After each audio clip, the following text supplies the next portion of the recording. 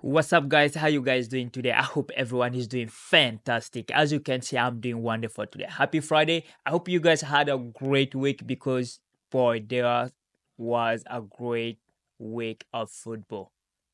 From Real Madrid to Barcelona to Chelsea, like there were a lot of crazy games. So like we enjoyed the week. But hey, the Premier League is coming back, and of course Chelsea is going to play against Newcastle.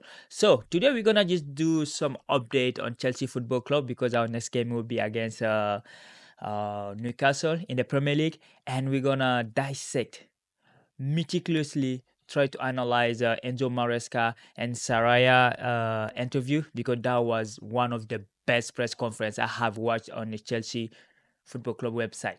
Hand down. That lady is just the best. So we're gonna try to analyze that because she had a lot of great question, and our coach is really responsive when he communicate, which is great for us. So anyway, guys, welcome back to another video. Welcome to the world of soccer. If you're not allowed to subscribe, come on, make sure to give me some love, like this, share it, and don't forget to subscribe. Anyway, we're gonna start with today's press conference because there were, like I said, fantastic interview. I love when the journalists have a good question and the coach respond to it, right? And they they covered a variety of information from the last game from Liverpool to the coming game and to the situation of Nicola Jackson or Christopher Nkunku. So they talked about a lot of really it was it simulate knowledge. Like when you watch two smart people talking, you just love it. It's not like the Liverpool journalist where he was asking Slot a question. Slot say, yo, that English was too hard for me. Nobody understood what he was saying. Like even he talked to the translator, the translator say, yeah, we need more information, right? So it wasn't like that. Today press conference was awesome. It was just great. Both were communicating. It's not nothing. There's no hidden agenda behind it. It's not like Luis Enrique and Impeze who refuse to talk. So like there are coaches who are not open, but Enzo Maresca is really responsive when you ask him question, right? He doesn't hide behind the bush when he talk about player. He's not scared of anything. So today was the press conference for Newcastle game. I mean, Newcastle are not doing good at the moment, right? But we came back from our loss against Liverpool, but we lost against the top of the table. And Maresca, according what he said, it was a Chelsea best game of the season. He said we had the ball, we were good on the ball, off the ball, we were doing what we wanted. And then when he was asking, like Nune Madueke was going to the sideline, asking him some tactical question, and he said that's good because the game were not going the way we wanted, and when the player needed some information to ask information, he liked that. It's not like the player is scared of him. He love when the player open up to him when they come to him. And he said when he asked him, he told him what to do, and it was good. And Saraya was asking really great question about the integration of those, the midfielder, how we're going to play. She asked if Lavia, Enzo Fernandez, and Caicedo, if you will ever see them together in the same game. He didn't say no. Like he said, yeah, like it's possible, but like right now, he just like he don't want to sacrifice the balance of the game because you have the offensively we need to have a player going offensively. We need to have a defensively, and those three players have the same profile. They are like number 8/number 6. Lavia is a really good number 6, right? So I don't think we will see that. Even though Enzo Fernandez started yesterday, we know he's not in that team. He's just playing there because he did not start last week. Like Pedro Neto, even though he started last week, but it's kind of giving everybody game time to play. And I love the answer he gave about that because he did not hide, say, oh yeah, like maybe there will be. No, he just said no, like we need to balance the team. Some of them are good defensively, some of them are good offensively. So I don't think we're gonna see Caicedo, Fernandez, and Lavia at the same time. And people forget sometimes for uh, Jude Briho, that dude is good too. Yesterday we saw him and Enzo Fernandez in the midfield. They run the midfield well, even though the opposition was not like at the level, so you cannot judge them really. And but overall, those responses was good. And he was asked about Christopher Nkunku and Nicola Jackson situation, because Christopher Nkunku has 8 goals now, right, and 1 plus France, so 9. He's been all right. He scored 1 goal every 97 minutes, which is really good. It's a good ratio for a player that is not starting in the Premier League, right? It's good. Yesterday, even I would love to see João Felix do a hat trick, but it's good. It's good for the confidence, and we like to see that. And then he was asked about him starting in the Premier League, or between him and Jackson. He just Maresca just told us the difference between them, the work ethic that Nicola Jackson bringing in the game, the movement he do off and on the ball. So like that, we all can see that. We all can see that.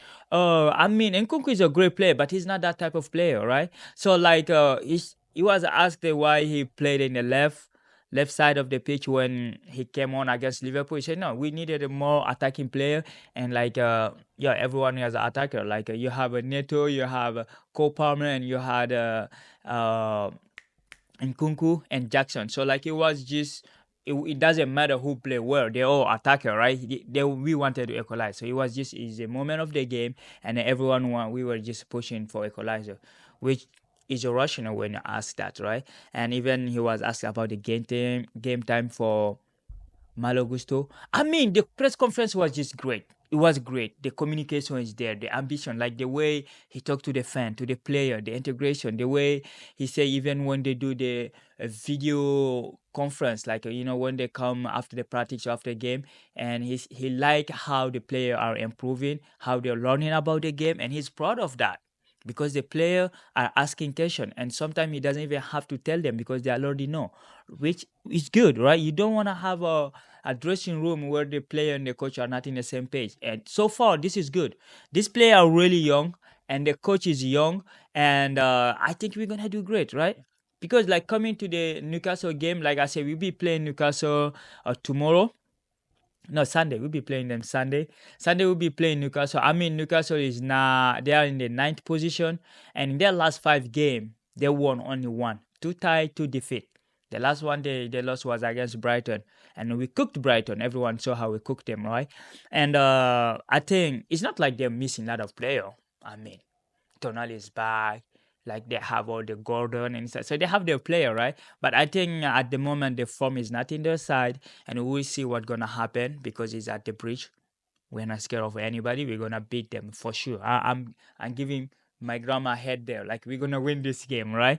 So anyway, overall, if you really take a look about the game, because like I said yesterday, we don't have a lot to talk about yesterday game because it was too easy. It was too easy. That's why I don't wanna.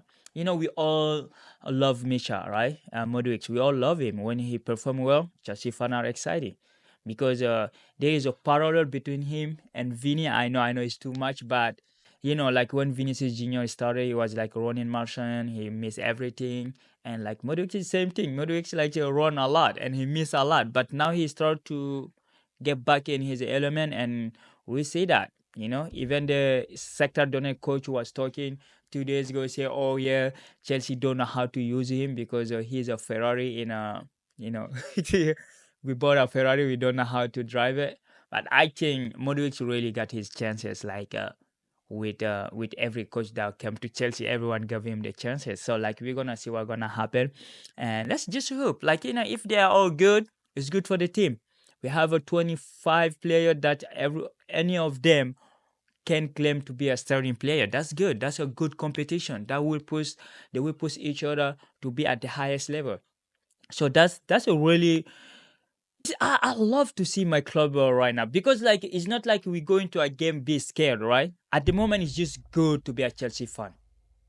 We play good and we dominate games. And I know against Newcastle we have a space to explode. We have space. So it's not like we're gonna be playing against a team that will be setting back like a Forest. No, like we're gonna be playing a team that like to play too. So it's gonna be a really open game. It's back to back against Newcastle. We will see what's gonna happen. But hey, this weekend there are a lot of crazy games. There will be Marseille against PSG, which is crazy. Deserbi say he doesn't care of the authority of PSG. He doesn't care. He's just coach of Marseille, and they're gonna just try to beat them.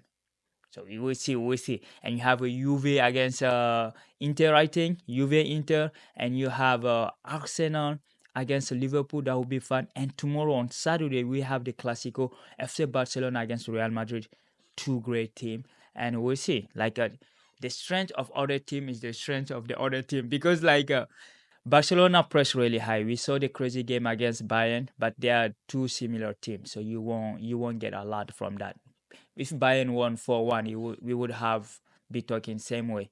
But like you just they both play really high line. It's crazy. I don't know how coaches are like that. We have a Brighton play like that, so it's just crazy. But Real Madrid, I mean, defensively they're not that good, but we're gonna see what they're gonna do because Carvajal is out, but they're not solid defensively. Real is kind of shaky, like they can concede because people are really excited about the win against Dortmund. I don't think that win they won the game tactically, right? I don't think Carlo Ancelotti did anything to win that game. That game is Nuri Sahin's fault. The game second half he started, you leading 2-0 at 55 minutes. He decided to take out his fastest player up there who can run the counter attack, subbing for a fifth defender. And we saw what the game happened. 5 minutes later, because since that substitute happened, Dortmund couldn't go above the midfield. And we saw in the first half they could do it. They were playing, they have a three attacker who can run fast. But he did the substitute, like the winger weren't fast anymore. He took Malen out. So like Dortmund were playing with only Girassi. Girassi is not that fast. He's not a fast player. So like they couldn't go to counter-attack.